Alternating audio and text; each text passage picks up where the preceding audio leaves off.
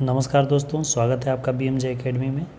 World geography के पिछले video में हमने ओशनिया के अंतर्गत सभी द्वीपीय देशों और उनकी राजधानी तथा प्रशांत महासागरीय क्षेत्र में उनकी स्थिति को देखा।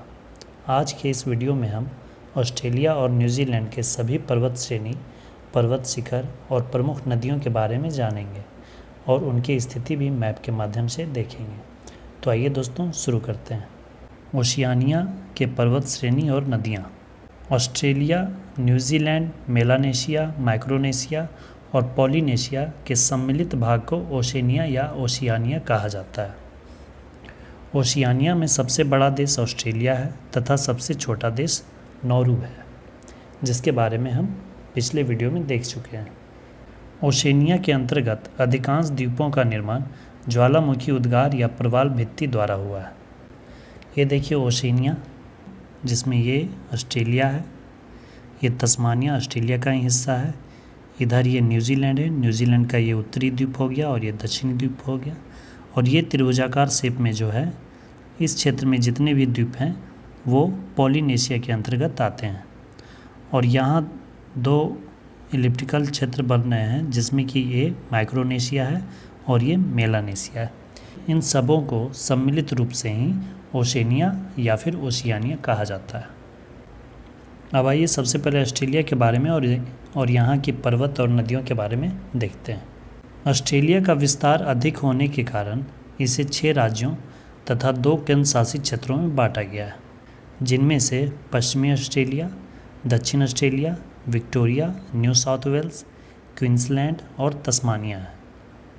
तथा 2 केंद्र शासित प्रदेश में कैनबरा, जो कि ऑस्ट्रेलिया की राजधानी भी है, और उत्तरी क्षेत्र हैं। ऑस्ट्रेलिया को इस तरह से बांटा गया है 6 भाग में। ये पूरा यहाँ इतना दूर का क्षेत्र ये हो गया पश्चिमी ऑस्ट्रेलिया, इसकी राजधानी पर्थ है। फिर इधर का ये जो उत्तरी प्रदेश है ये केंद्र शासित प्रदेश है, इसकी राजधानी डार्विन है, जो कि यहाँ स्थित है। ये इतना क्षेत्र क्वींसलैंड है, जिसकी राजधानी ब्रिस्बेन है। ये दक्षिण ऑस्ट्रेलिया का क्षेत्र है इतना, जिसकी राजधानी एडिलेड है, जो कि यहाँ स्थित है। और ये न्यू साउथ वेल्स, इसकी राजधानी सिडनी है। और ये है कैनबरा, जो कि ऑस्ट्रेलिया की राजधानी है। और ये विक्टोरिया है, जिसकी राजधानी मेलबर्न यहाँ है।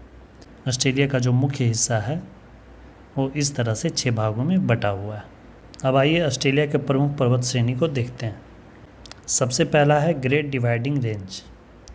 ऑस्ट्रेलिया के पूर्वी तट के लगभग समानांतर केप यार्क प्रायद्वीप से दक्षिण में तस्मानिया द्वीप तक पठारी व पर्वतीय स्थलाकृति के रूप में ग्रेट डिवाइडिंग पर्वत श्रेणी का विस्तार है। न्यू साउथ वेल्स प्रांत में स्थित माउंट कॉस्यूस्को ऑस्ट्रेलिया की सर्वोच्च चोटी है, जिसकी ऊंचाई 2230 मीटर है। न्यू इंग्लैंड पर्वत श्रेणी भी इसी का भाग है। ये देखिए, ये ऑस्ट्रेलिया का पूर्वी तटीय क्षेत्र है। इस पूर्वी तट के समानांतर ही ग्रेट डिवाइडिंग रेंज का विस्तार है, जो कि केप यार्क प्रायद्वीप से शुरुआत होते हुए दक्षिण में तस्मानिया तक स्थित है। इसी में न्यू साउथ वेल्स में स्थित माउंट कॉस्यूस्को, यह ग्रेट डिवाइडिंग रेंज के साथ साथ ऑस्ट्रेलिया की भी सबसे ऊंची चोटी है। इसके साथ ही न्यू इंग्लैंड पर्वत श्रेणी भी इसी का हिस्सा है। ऑस्ट्रेलिया में ग्रेट डिवाइडिंग रेंज जल विभाजक का कार्य करती है। इसके पूर्व से होकर प्रवाहित होने वाली नदियाँ बहुत ही छोटी हैं, साथ ही उनके प्रवाहित होने की गति काफ़ी तेज़ है। पश्चिमी ढाल मंद होने के कारण नदियों का प्रवाह भी मंद गति से होता है। इस पर्वत श्रेणी से अनेक नदियों का उद्गम होता है, जिसमें मर्रे और डार्लिंग प्रमुख नदियाँ हैं। ग्रेट डिवाइडिंग रेंज से पूर्व की ओर जो नदियाँ निकलती हैं वो काफ़ी छोटी हैं, लेकिन अत्यधिक ढाल होने के कारण उनकी गति काफ़ी ज़्यादा होती है। परंतु पश्चिम की ओर प्रवाहित होने वाली नदियों का ढाल मंद है, इसलिए ये मंद गति से प्रवाहित होती हैं।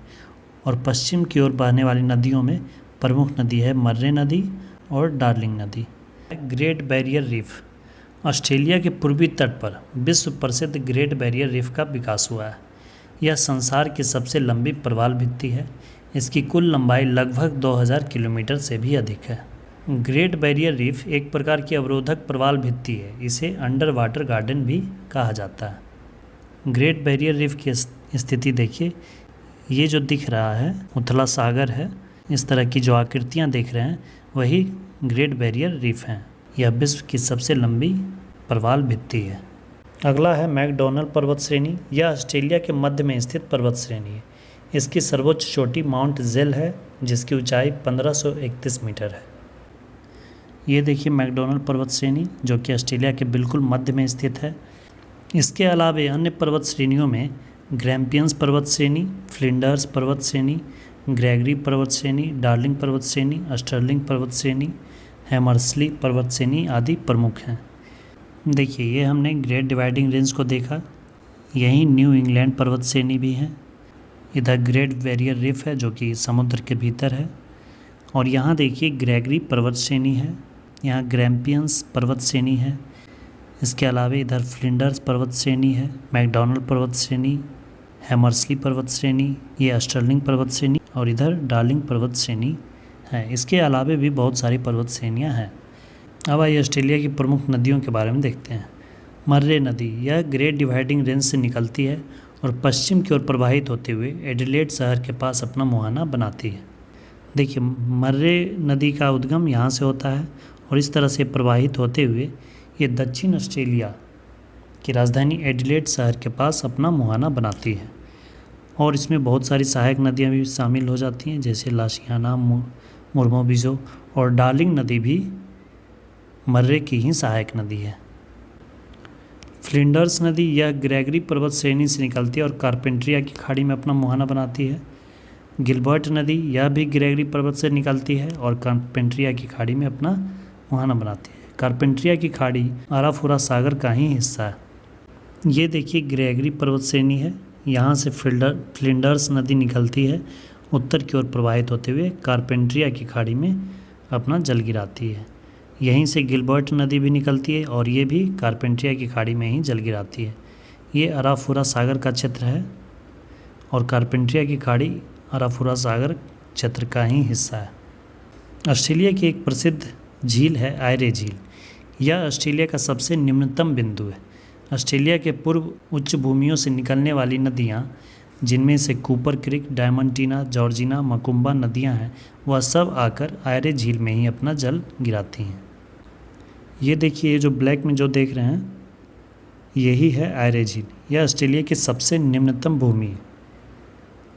आसपास की जितनी भी नदियाँ हैं उत्तर से देख रहे हैं जॉर्जिना नदी आ रही है, डायमंटीना नदी आ रही है, पूर्व से कूपर क्रिक नदियाँ आ रही है, पश्चिम से मकुम्बा नदी आ रही है।